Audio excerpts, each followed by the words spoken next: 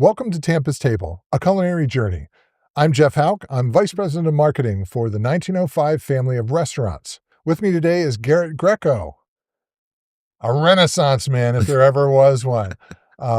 Real estate investor, but also Tampa Bay Developer Podcast host.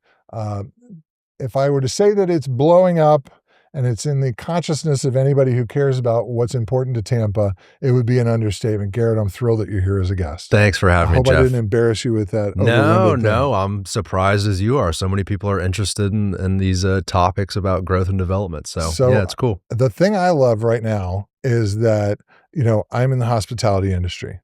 And there was a period of time where we had food journalists and TV journalists and all that stuff. And then came the world of the influencer. Yeah. And there was a blend. And then came the world of the TikTok star and the influencer, which are similar.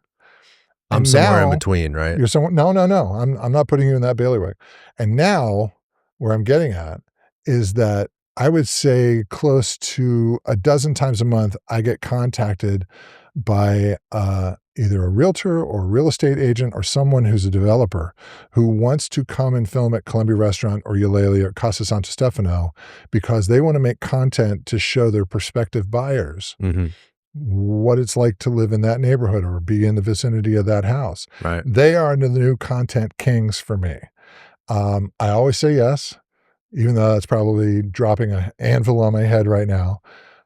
But the cool thing is that they're giving a dimension of investment financially, but also emotionally for these things. And I see Tampa Bay Developer Podcast. I've never developed a piece of property. I own a home, but I have no interest in doing condos or making a shopping plaza or anything like that. But I have watched for the past 25 years at least, as food has been a huge driver in how people develop these days. And I see your podcast and all the guests that you have on it. I wanted you to tell the origin story of how this came to be, because real estate and property and development and social media and journalism are two different things. For sure. Tell me how that started. Well, you're right. I mean, those worlds are sort of colliding. I think a lot of people in business are using social media and internet media in general to get the word out. And that was my origin story. I wanted to do something content related, but you've probably seen realtors put out like informational type stuff on TikTok and Instagram. And I wanted to do something a little bit different. And I thought, how about a podcast? I can dig a little bit deeper into the subjects and maybe have more meaningful conversations. And so that's what it started out as, was basically like a marketing platform for my brokerage. And I was doing some investing at the time, and I thought I could talk to other people in the industry, whether it was lenders or architects, and sort of bring it all together. And somewhere along the way, it got really popular. And before I know it, I'm sitting in front of like Jeff Vinnick and Daryl Shaw and the mayor. And it's been an amazing journey. I'm a little over 2.5 years in, and we're coming up to our 150th episode. That's incredible. It's almost like, and I mean this with the highest respect, what happened with Between Two Ferns. Zach Galifianakis first starts out with his friends, and next thing you know, it's Bruce Willis and Brad Pitt and everything. And it's the cool kid. The difference is yours has structure and meaning and depth and information. And whenever you drop an episode, I'm always scrambling. I go, whoa. I listened to the Daryl Shaw episode. I think I sent you a text about this. Yeah. How you got one of the most introverted people in Tampa who has so much going on to open up in such a way about what his vision is, I thought was magical. And I'm wondering how you've developed your skills as a podcaster and how you talk to people about development. You got to give people the space to be who they are. I think the advantage to long form podcasting is you can just sit down and breathe and have a conversation with someone. Right. Typically, especially in real estate development, the reporters want to know these quick answers about a particular project so they can feed it and publish it, right? With what I do, it's less about, well, we're delivering 30,000 square feet of retail and 500 units, but it's more about, well, why? Like, what's your intention behind the project? Why do you care so much about this community?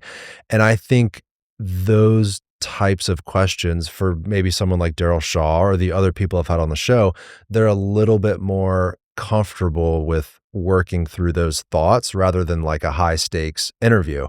I'm super easy on people. I don't try to combat my guests, but I do try to drive a conversation that I'm interested in, and I think maybe because I'm from here and I, I love this city, that some of the things that I would ask, other people would ask too. I mean, it took a long time to convince Daryl to come on the show. I think it was like a year and a half of me talking to him, but eventually he just texted me one day and he's like, "Hey, I'll do it. Let's set it up." That's awesome. Yeah. Well, you have to build up a track record. I mean, that's like anything. Yeah. So speaking of being from here, you're really from here. The Greco name is sort of known. I think that's an understatement.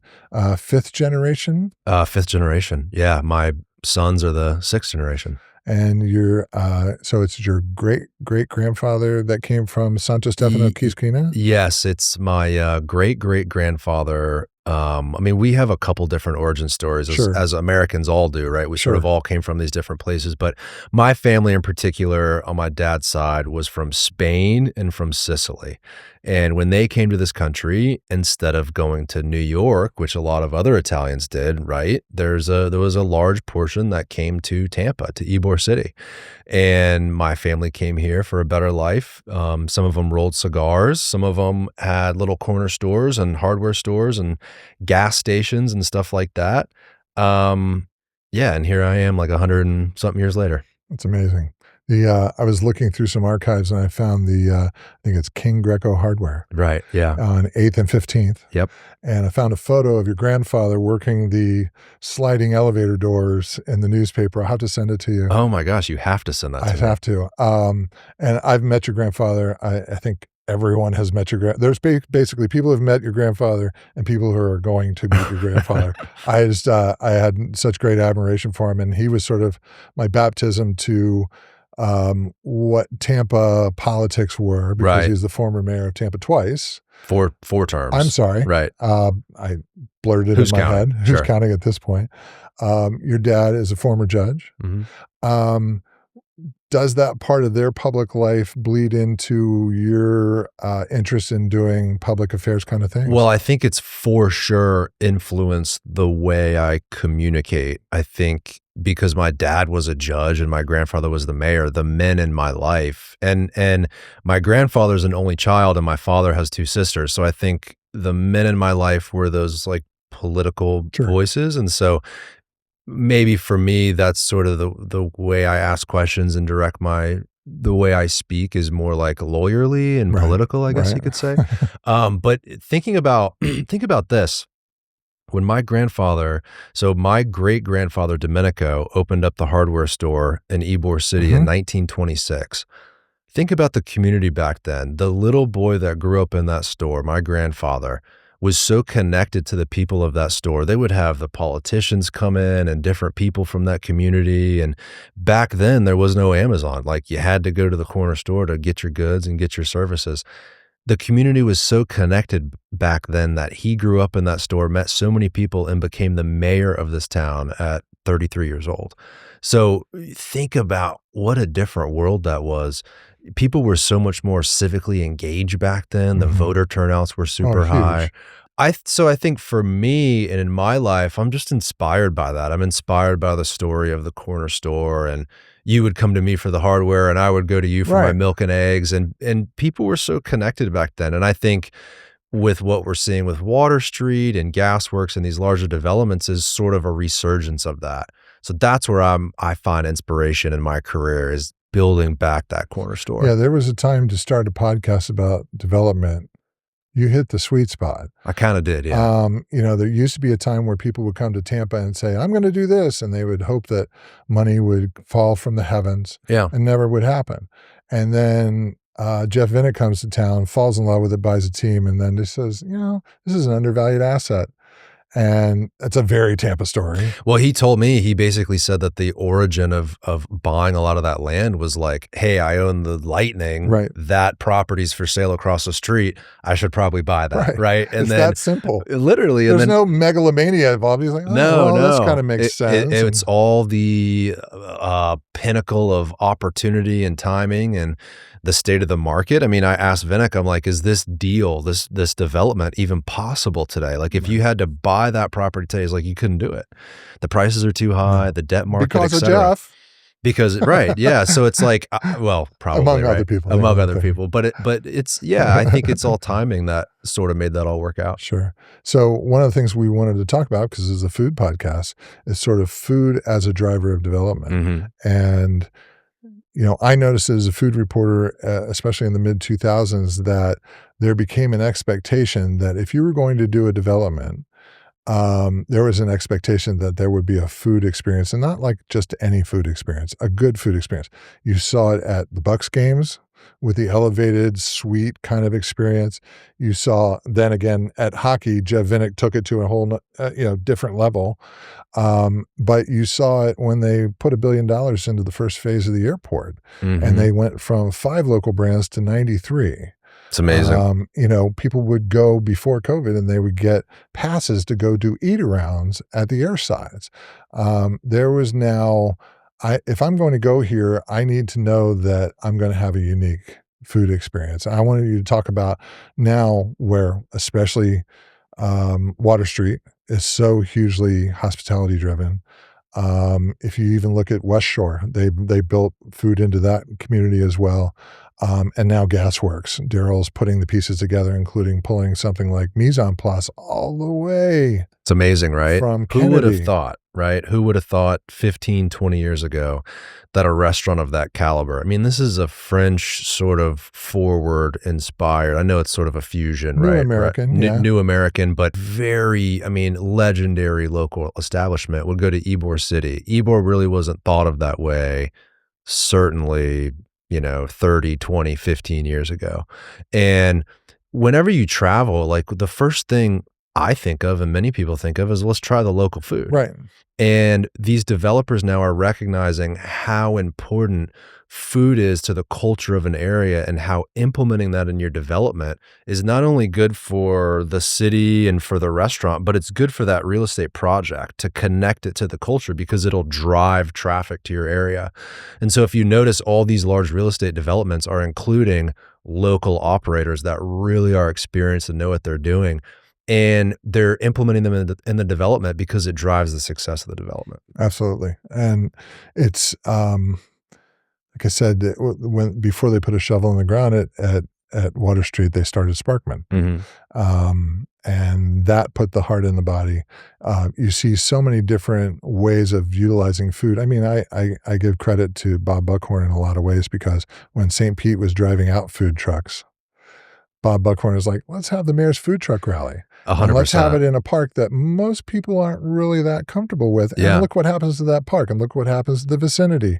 And that became sort of an incubator for those trucks to go make other things like an East Global Gastro Bar for Yeah. a time. Well, I like Sparkman Wharf and food trucks in particular because it gives an opportunity for smaller operators that Right. are just starting out Right. to, hey, let's actually freaking do this. Right. Let's go out and let's implement our culinary desire. And if it works, we'll grow. Look at Naked Farmer. Right. I mean, Naked Farmer started in Sparkman Wharf in one of those shipping containers, and now they've got like 10 locations around Florida, and they want to expand around the country, and they have all these big aspirations. So look, it's if you want to start a restaurant today and you want a prime location, good luck. It's going to cost you a fortune.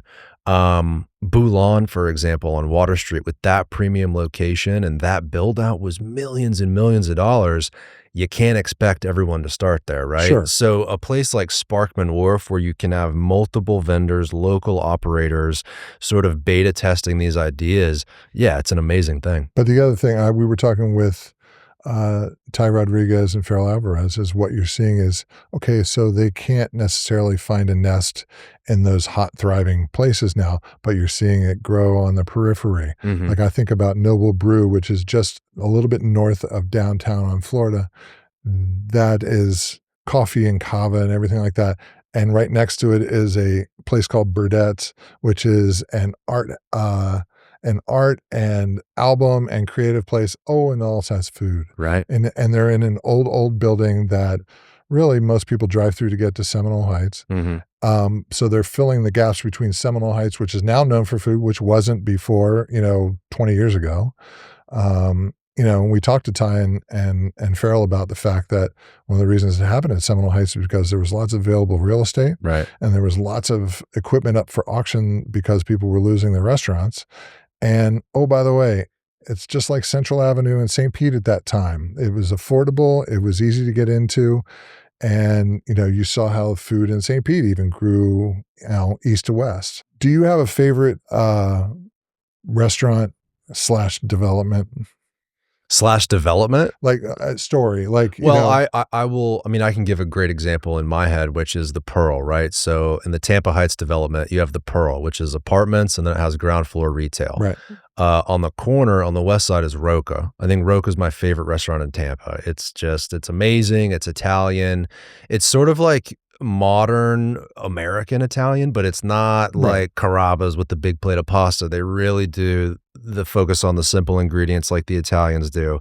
And it's just decadent. That's my favorite restaurant. But it's my favorite development because when you're walking that wide sidewalk, you've got the ice cream, you've got TGH, you've got these mixes of use, and you feel like you're in a real community like we talked about initially, where people are out enjoying themselves and someone's walking their dog and someone's pushing a baby stroller and someone's getting a beer, and it's like life. Yes, life is here. It looks like those renderings of the stick people and they're pushing strollers, and it came to life. It came to life, And part of it is because of the ground that was paved without, being too fine a point on it by what happened at Eulalie. Eulalie proved that people would go to that neighborhood after dark because it was mostly social service agencies, and it had been a place for the police department at one point. And, Eulalie gave purpose for the Riverwalk to extend north. And then it showed that, okay, people can see Tampa in a new way. I remember when I went to the Sono Cafe at the new Tampa Museum of Art that Marianne Ferencz did. And I stood on the back porch with gelato and I looked up at what was happening. I was like, oh, I can't wait for people in Tampa to see this view. They've never seen this view. Right. And then, oh, by the way, there's great food and paninis and stuff like that. Eulalie was an absolute pioneer, along with the Waterworks Park and the Spring and the Riverwalk. I was just there yesterday. I met my wife and boys for lunch, and it's a beautiful area that was literally covered in like dust and debris and concrete. No one knew it existed. And I think the same is true for Gasworks and some of these other developments in the city, where we are in the next 5 or 10 years going to have a whole new perspective on our city, things that don't exist today that will exist, places. The Eulalie Spring itself, like the fact that that beautiful clear spring was covered up. It was behind chain link fence. People would wash their laundry in the spring. Right. It was covered from dirt from about where the statue is now all the way out to the river. I have a photo of Richard Gonsmart standing on grass where the lagoon is now.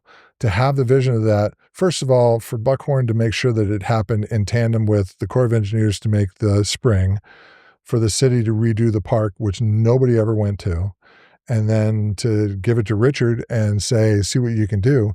That was a building that was really only used for pulling out transmissions from city vehicles at that point. And it did not resemble anything close to what it was. I remember the first day, because I was embedded as a reporter for 2 years on that story. And I remember the first day we went into the building, and there was a burn mark in the middle of the footer where people had broken in and built a fire. And I thought, oh, the wood ceiling, my God, this would have been like a matchstick. And to think that that had been pulled back, it was like, oh, we can have nice things. Right. I remember the first time I went into Oxford Exchange and I walked in, I'm like, we can have nice stuff. This looks like Nashville or Atlanta or maybe even Savannah. Sure. And none of it made sense on paper from a business standpoint. We're going to have eyeglasses and books, maybe some tea, some merch, meeting area, restaurant. And now it's a total destination. And now it is a unicorn. Right. But also when we were talking with Marianne about how when they put mise en place there, There was nothing there, and UT was not the UT it is now, No. and everything went like this, and what I wanted to talk to you about is how having something like, Rooster in the Till in Seminole Heights or Mise en Place in those places that are not known for food, and then what happens to those neighborhoods. Oh my gosh, you're absolutely right. Look at Seminole Heights, like to me, and this maybe isn't true today because the whole city has really experienced this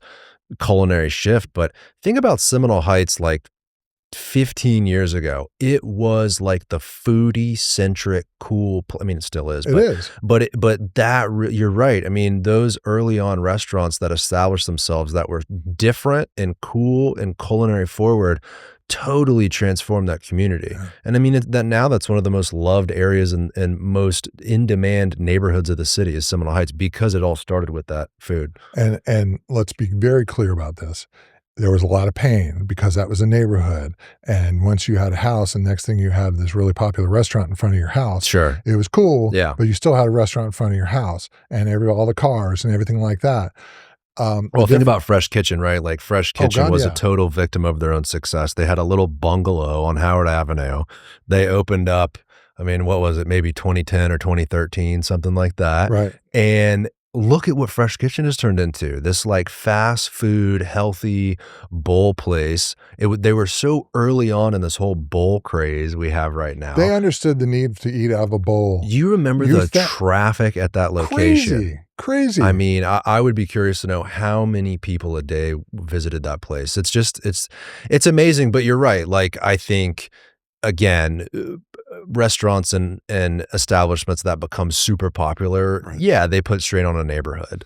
And they become a victim of their own success. And so I think in future developments, you just have to sort of plan that out ahead of time. Well, that's my point is like, it's very much like the Pearl where it's a lovely development. Oh, by the way, it has great food in the bottom. Yeah. You know what I mean? That's that street level vibe. I think people, underestimate the power of food to be a catalyst. Sure. Yeah. I once accused, it was about maybe 12, 13 years ago. No, more than that, probably about 15. And I went to Tampa International Airport to cover they were opening, the Columbia Cafe. They opened, the Mise en Place Charcuterie Bar that used to be in the main concourse. Green Iguana, Shula's. There was like 5 different and a Cigar City beer place. They were going to so unique to an airport because usually in an airport, Burger King, right? Well, I had written a Sbarro. column that said for the Republican convention that said I'm disappointed that the last thing and the first thing that people will hear when they come and go from Tampa is welcome to Chili's 2, because that was real. And I'm not saying I was Cali. I'm just saying that was part of a larger trend at airports and transportation and facilities to understand that people had needs like that to taste local, especially when there's in transit.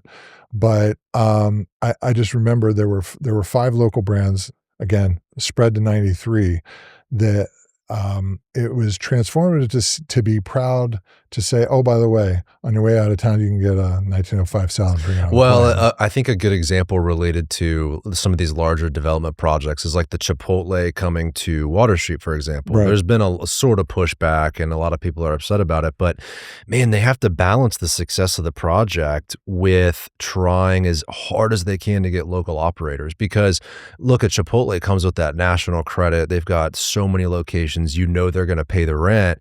And if you're going to build a $3 billion development, you gotta try to find a way to make those numbers work. And so unfortunately, we're getting a Chipotle. I mean, I would love to see a local establishment, but banks are more favorable to those national tenants. And I think in Gasworks, again, they're trying to do the same thing, right? That local flavor and local fare. And I think people are going to be super happy with the tenancy there. But just don't be surprised if you do start to see, Sure. I mean, Chili's might be a bad example, but stuff like that. These people have to make the finances work in order for the projects to get completed. Absolutely. The last thing I want to get stuck with is empty parking lots and abandoned warehouses Right. and what we all remember 20 years ago. We've been there. We've been there. We've made so much progress.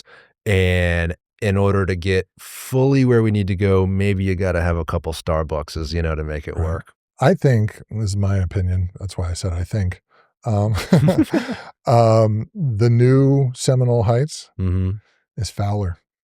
Oh, If Yeah. you see, it's like it's a combination between Seminole Heights and Armenia Avenue. And when I see something like Sunray Theater, do you know about Sunray Theater? No, I don't think Oh, so. let me tell you, Garrett. So Sunray Theater was in Jacksonville, and it has vegan and vegetarian, all kinds of different food, but vegan and vegetarian driven. And then they show movies, and you can go and dine there.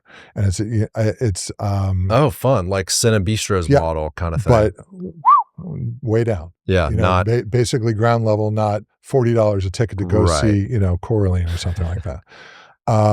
Dated reference. Anyway, my point is when I see that happening there, that whole university strip, kind of northern, kind of transit area there, I'm like, oh, we're going to be okay. Oh, yeah. I had a question from Ty Rodriguez, not long ago, where he said, do you feel like all the influx of people are diluting all the food? And I'm like, no, I don't. I said, people here, when they moved here after COVID, especially to Water Street, we saw at the Columbia Cafe, they wanted a reason to love why they moved here. Yeah. And they wanted to taste what was authentic here. And I saw it happen at Cafe, at Columbia, at Eulalie, at Casa Santa Step. I saw people search out to find flavors that they could love and make it feel like home. Okay, exactly, right. And so I think that local operators sort of have the responsibility to express local Tampa flavors. Like, I love when you go to a chain restaurant in the area and they have guava something on the menu, right? It's like, that's what makes it really cool is we can get national tenants, right? These national big corporate operators that I think people are, want to steer away from, but let them know, hey, if you come here to Tampa, you got to implement the guava. You got to have some version of a Cuban. You got to have the deviled crab, right? You got to have a cafe con leche. I think that if you implement and you set a standard, culture can transcend through growth. I think the last thing anyone wants is us to like become a Miami or an Orlando or type A, whatever American city. Right. We can continue to be our own unique thing and grow, but you got to bring with you that culture. And a huge part of culture is the food and the flavor. Right. There's a guy I know in Miami called Seth Gonzalez, and he goes by the name Burger Beast. He was the guy who started all the food truck things in Miami. Oh, and wow. every year he holds a thing called Croquetapalooza. He had a burger museum in the casino down there. And he called me and he goes, so tell me about Tampa. I'm like, okay. And I told him, and he goes, because Miami's becoming to New York. And I'm like, okay, so Miami's Miami, Orlando's Orlando, Tampa's still Florida. It still feels like that for people. Yeah. And one of the reasons is the food. Absolutely. I look at Daryl, what he did with Casa Gomez there right on 15th. And I thought, oh, it's the welcome. It's the gabled entrance right there. He respected it. It's the brick. It matches the neighborhood. Mm-hmm. Does all of Gaswork look like that? No, he's not building Epcot. He is building a neighborhood, but he understood that he was at the archway. Yeah. And that people will be coming through that archway both ways. But food is at that entranceway now. There's also the Martín Maceo Club, which has apparently become the new pre-concert swag spot, which I love. Yep. Because that keeps it Ybor. Yeah, didn't like Guns N' Roses do something there when they were in town? It was or was it the Rolling Stones? No, maybe Metallica did. Metallica, that's what I'm thinking. And then Chris Brown did it, unfortunately, recently. But that allowed the trolley to say, "Hey, take the trolley, and we'll drop you off." I mean, I'm like, okay, everybody's getting into it. It's Exactly. synergy and whatnot. Yes. So it's not just food, it's not just development. It's this whole ecosystem again that's sort of thriving in a new way. And I want to blink in 10 years and see what Gasworks becomes for Ybor City. Well, Eulalie, back to your point, I mean, think about how Florida forward Eulalie is. You're getting like gumbo with alligator in it. And like, right, there's like these things that are so Florida. That's like this native Florida restaurant. Establishments like that are so important because we all live here, right? But you got to understand, when you travel and you come to a place, that is what you crave. What do the locals eat, right? And so places like Eulalie, Carmine's, Columbia, and all these different places, man, we, as a culture, right, as a people here that live here, we got to support all those establishments. Because I was going to ask you specifically, for people who come here, what flavor or what place would you have them go to to know that they're in Tampa, and you just named a bunch. Right. I mean, those three are perfect examples, right? Anywhere, I mean, just walking Ybor City, and Right. I mean, you just walk down 7th Avenue and take a look, and you got to stop at the Columbia, right? have to. That's legendary. But Carmine's, right? They've got that own Tampa flavor. They've been there a long time. Eulaley's, that Florida flavored forward food. And then you've got other newer places that I think don't necessarily express Tampa or Florida, but are fantastic and phenomenal and are local driven, like Oxford Exchange, Very much right? so. I wouldn't necessarily say anything on that menu speaks like Tampa to me, but it's local driven. It's a local operator. It's an unbelievable menu. And then you look at T. Bella and you right do next door. you do have to have both, right? Yeah. You definitely have to have both those things. The Titan of Tea right next door, T. Bella. I mean, I've watched them grow over about the span of about a dozen years. And that's encouraging because you see the Kawas, the T. Bellas, the Buddy Brews, all those. You look at what I cite Roberto Torres all the time. It's like you come correct with the right energy, the right idea. You want to be part of the community. Maybe a little money helps, and you're in. Yeah. And Roberto immediately got into the community conversation as well. And Roberto immediately identifies as a de facto developer because real estate is so important to what he does. Yeah. And coffee is what it is becoming, in the culture. But it's always been a story in Tampa. But that part of it where people see it as a holistic thing, what flavor says home to you in Tampa? Oh my gosh. Well, it's got to be what I said earlier, right? Like a cafe con leche with the deviled crab and a Cuban sandwich. I think those speak to my heart. Guava, especially too, a guava pastry from La Segunda. In fact, when I travel and there's like a guava latte or something on the menu, I'll get it. Like it's fun, you want to see how other places do it. But like I people think, from Philly get a cheesesteak everywhere. Right? yeah, exactly, right. Or if you're in Boston, you got to try what they've got, and it's. But back to what you said about food and real estate development, they're so intertwined today. They're so intertwined. And, people like the 1905 restaurant group, the Gonsmarts, because they've been there for so long and they have real estate ownership. Right. Now the future generations have an opportunity. Yep.